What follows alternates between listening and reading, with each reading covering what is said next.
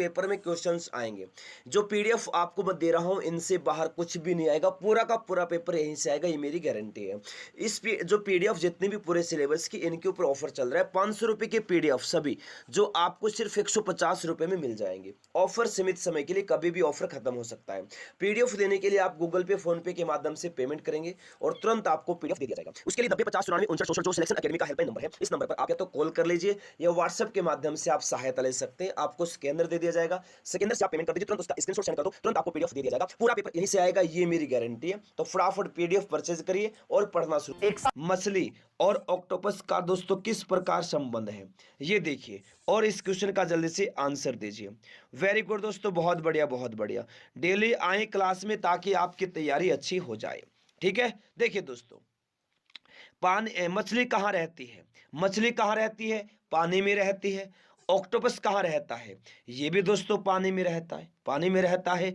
ये तो हो गई मछली, ये हो गया ऑक्टोपस। दोनों ही कहाँ मिलेंगे आपको, दोनों ही मिलेंगे पानी में। तो ऑप्शन नंबर ए इस क्वेश्चन का राइट आंसर हो जाएगा। उम्मीद करता हूं दोस्तों ये क्वेश्चन भी आपको समझ में आ गया होगा। ठीक है, डेली आना है ताकि आपकी तैयारी अच्छी हो जाए। अच्छा ये देखिए, इसी प्रकार से सागर, मछली, नाव, इनका आपस में संबंध देखिए और वेन डायग्राम बनाइए। क्या होगा इस क्वेश्चन का राइट आंसर, बताएंगे सभी जल्दी से। डेली क्लास में आएंगे, तैयारी अच्छी हो जाएगी। और दोस्तों हूबहू क्वेश्चन आपको एग्जाम में मिलेंगे, ये मेरी गारंटी है। बस आप डेली क्लास में आए, तैयारी को मजबूत बनाएं, बाकी काम मैं अपने आप कर दूंगा, टेंशन मत लो। ठीक है, देखिए सागर, मछली, नाव। देखो दोस्तों, मछली कहाँ रहती है, पानी में रहती है। नाव कहाँ पर चलती है, नाव कहाँ चलती है, ये भी पानी में। अच्छा, पानी का है, सागर में है। सागर में क्या मिलेगा, सागर में मछली भी मिलेंगी और सागर में नाव भी चलती हुई मिलेंगी। तो ये मछली है, ये नाव, दोनों ही कहाँ मिलेंगे, दोनों ही सागर में। तो ये वेन डायग्राम जो है किस ऑप्शन में दिया गया है दोस्तों, ये डायग्राम दिया है ऑप्शन नंबर बी में। बी ऑप्शन इस क्वेश्चन का दोस्तों राइट आंसर हो जाएगा। उम्मीद करता हूं दोस्तों ये क्वेश्चन भी आपको समझ में आ गया होगा। ठीक है, बोलो अब की बार हर एग्जाम पार। नेक्स्ट, दी गई पंक्ति में लुप्त संख्या ज्ञात कीजिए। इस टाइप के क्वेश्चन बहुत ज्यादा महत्वपूर्ण है, हर एग्जाम में आते हैं। एसएससी सीजीएल में भी ऐसे क्वेश्चन पूछे जाते हैं। दिमाग बहुत पजल होता है ऐसे क्वेश्चंस में, जल्दी से नहीं बन पाते, चाहे आपने कितनी भी अच्छी तैयारी कर रखी हो। बार बार अगर आप प्रैक्टिस करेंगे तभी आपसे ऐसे क्वेश्चन बनते हैं, अदरवाइज टाइम बहुत वेस्ट करेंगे एग्जाम में ऐसे क्वेश्चन में। और हमें करना क्या है, टाइम ही तो बचाना है। अगर हम टाइम बचाएंगे पूरा पेपर हमारा सोल्व हो जाएगा ना, जी हाँ हो जाएगा। तो चलेगा, बिल्कुल बेहतरीन तरीके से प्रैक्टिस करने इस क्लास में।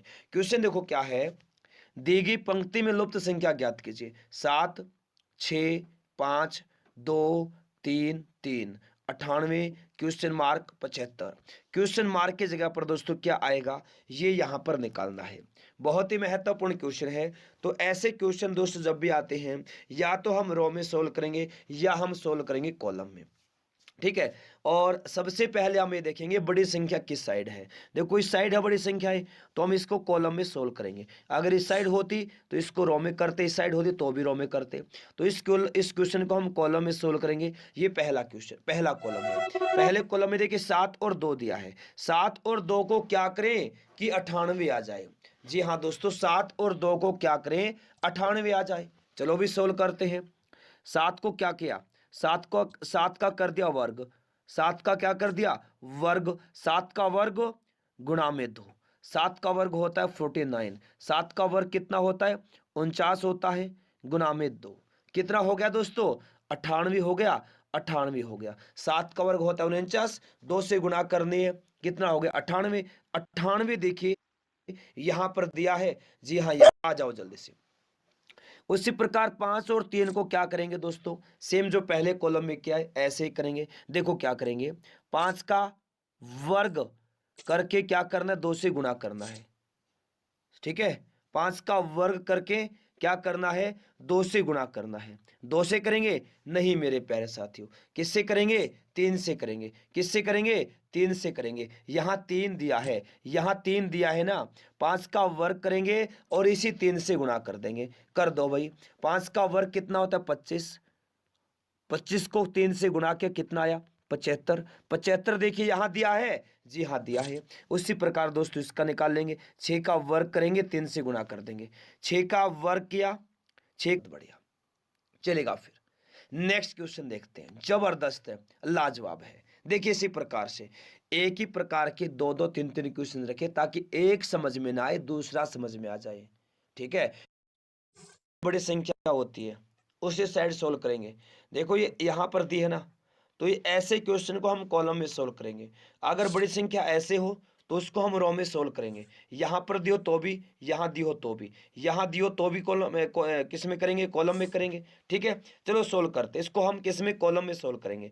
पहले कॉलम में हमें निकालना है, इसको छोड़ दो एक बार, दूसरे कॉलम में आ जाओ। ये 12 दिया है, ये 9 दिया है। 12 और 9 को क्या करें, 108 आ जाए।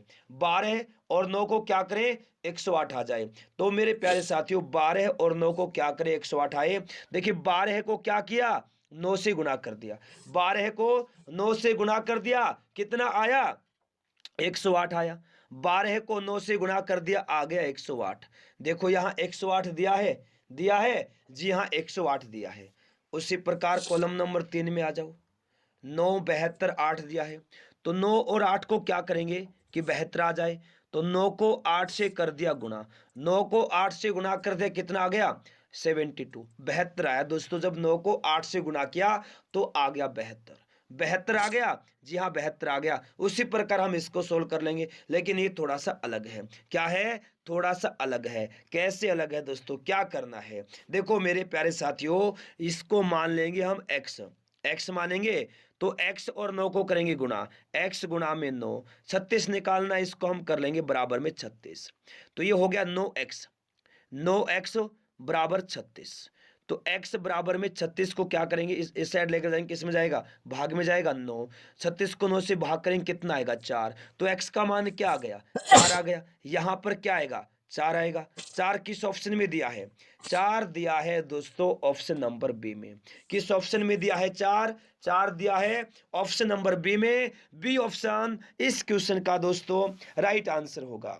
उम्मीद करता हूं ये क्वेश्चन भी आपको समझ में आ गया होगा। ठीक है, चलिए फिर अगला क्वेश्चन देखते आ जाओ। जबरदस्त है, देखिए क्या है, दी गई पंक्ति में लुप्त संख्या ज्ञात कीजिए। दी गई पंक्ति में लुप्त संख्या ज्ञात कीजिए। जल्दी से करो भी, ज्ञात करो फटाफट। क्या आएगा इस क्वेश्चन का आंसर। बेहतरीन क्वेश्चन है, जबरदस्त क्वेश्चन है और बहुत ही बेहतरीन क्वेश्चन है। जल्दी से सोल्व कर दो इस क्वेश्चन को। क्या आएगा इस क्वेश्चन का आंसर फटाफट। 7 12 24 13 18 3 91 216 क्वेश्चन मार्क। देखो बड़ी संख्या किधर है, यहां है। तो हम इसको क्या करेंगे, कॉलम में सोल्व करेंगे। तो हम कॉलम नंबर 1 की तरफ आ जाते हैं दोस्तों। 7 और 13 को क्या करें, 91 आ जाए, 16 से निकालना है। उसी प्रकार 12 और 18 को करेंगे, 216 आ जाएगा। फिर 24 और 3 को करेंगे तो हमारा आंसर निकल जाएगा। तो कॉलम नंबर 1 में आ जाओ। 7 और 13 को क्या करें कि 91 आए। क्या करेंगे, 7 को 13 से गुणा कर दो, इन दोनों को आपस में गुणा कर दो भाई। गुणा कर दिया, कितना आ गया, 91 आ गया। 91 देखो 91 देखो यहाँ दिया है, जी हाँ 91 दिया है। आ जाओ कॉलम नंबर 2 में आ जाओ। 12 और 18 को गुणा कर देंगे। 12 गुणा में 18 कितना आया दोस्तों, 12 को 18 से गुणा कर दिया, कितना आ गया, 216 आ गया। 12 को 18 से गुणा किया, कितना आया, 216 आया। 216 है, देखो यहां दिया है 216 दिया है, जी हाँ 216 दिया है। उसी प्रकार दोस्तों आ जाओ कॉलम नंबर 24 और 3 को करेंगे आपस में गुणा। 24 गुणा 3, 24 को 3 से गुणा किया, कितना आया, 72। 72 आया। तो 72 इस क्वेश्चन का दोस्तों क्या होगा, आंसर होगा 72। किस ऑप्शन में दिया है, ऑप्शन नंबर बी में दिया है 72। 72 इस क्वेश्चन का राइट आंसर होगा। ठीक है, उम्मीद करता हूँ ये क्वेश्चन भी आपको समझ में आ गया होगा। बहुत से बच्चे ऐसे हैं जिन्होंने चुटकियों में इस क्वेश्चन को सोल्व कर दिया, अब वो बोल रहे sir fast fast fast, sir speed से करवाइए। मेरे प्यारे दोस्तों, ऐसे बच्चे भी क्लास में हैं जो पहली बार क्लास में आए हैं, पहली बार कॉम्पिटिशन एग्जाम की तैयारी कर रहे हैं, उनके बारे में भी तो हमें सोचना है ना, उनके बारे में भी तो थोड़ा सोचना चाहिए हमें। कौन सोचेगा? हमें ही सोचना है, हमें ही सोचना है। तो मेरे दोस्तों, अगर हमें ही सोचना है तो थोड़ा सा स्लो पढ़ लेंगे, कोई दिक्कत नहीं है, ठीक है, चलेगा। फिर अगले क्वेश्चन की तरफ चलते हैं। बेहतरीन क्वेश्चन है दोस्तों, सभी टॉप लेवल के क्वेश्चन है। चलो अभी आ जाओ जल्दी से। चलिए अगला क्वेश्चन देखो। वीवीएस लक्ष्मण का संबंध जिस प्रकार क्रिकेट से है, तो ध्यानचंद का संबंध किससे होगा? पहली बार आई है क्लास में, सभी जल्दी से दोस्तों चैनल को सब्सक्राइब करके बेल आइकन को ऑन करना, ताकि प्रत्येक क्लास का नोटिफिकेशन पहुंचता रहे। क्लास के नीचे देखिए ब्लैक कलर की पट्टी में सब्सक्राइब लिखा हुआ है, जल्दी से वहां पर क्लिक करें।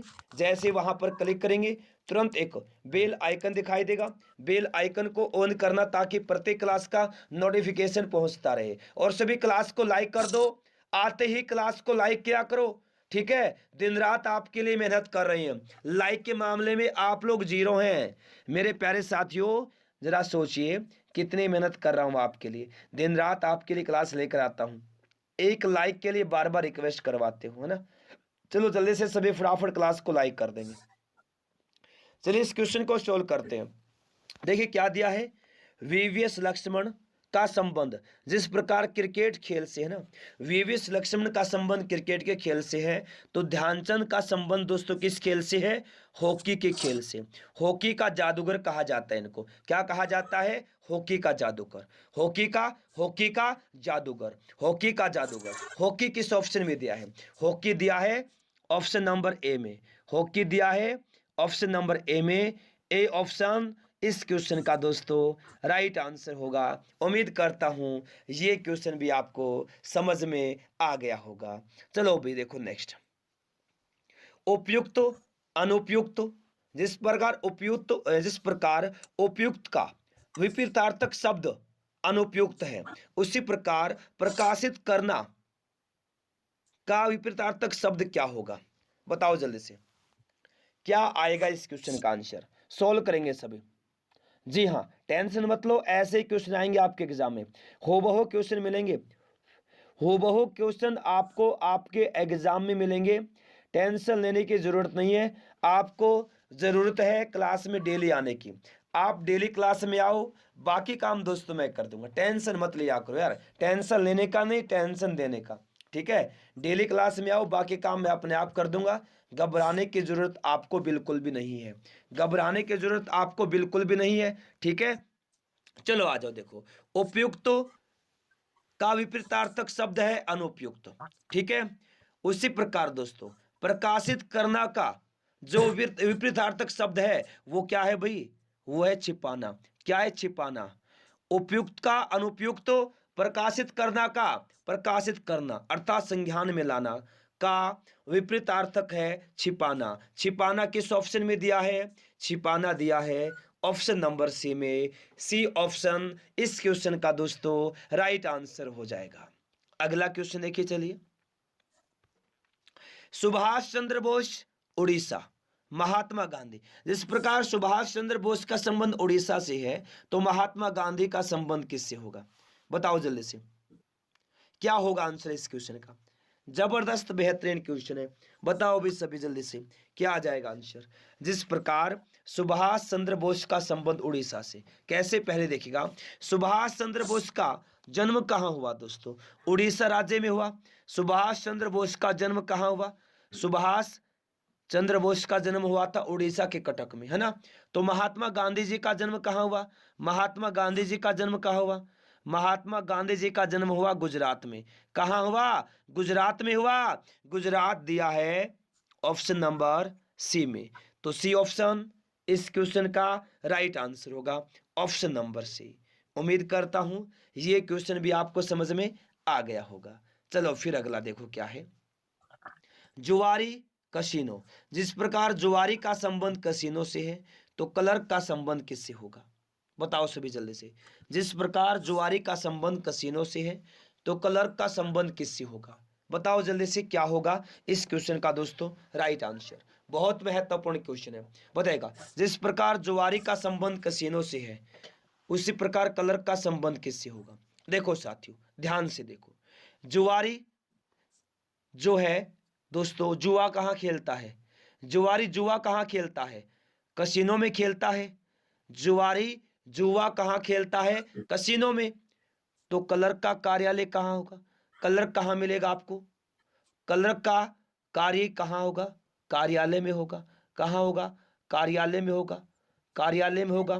कार्यालय किस ऑप्शन में दिया है?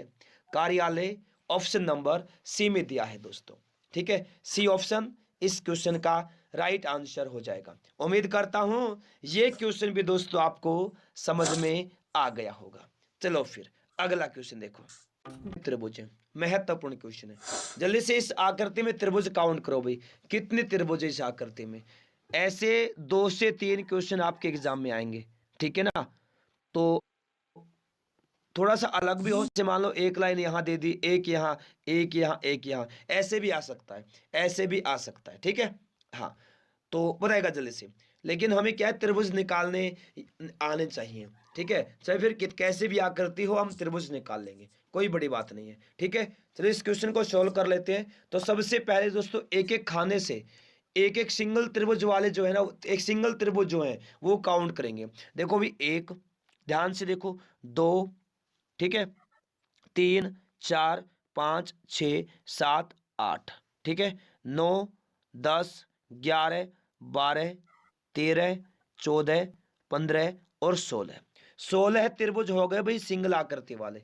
13 त्रिभुज हो गए, जी हाँ हो गए। अब देखो, अब हम इसमें काउंट करेंगे जो दो दो आकृतियों से बन रही हैं। ठीक है, दो दो आकृतियों से जो बन रही है वो काउंट करेंगे। बिल्कुल आसान है, काउंट कर लेंगे, कोई दिक्कत नहीं, कोई बड़ी बात नहीं है।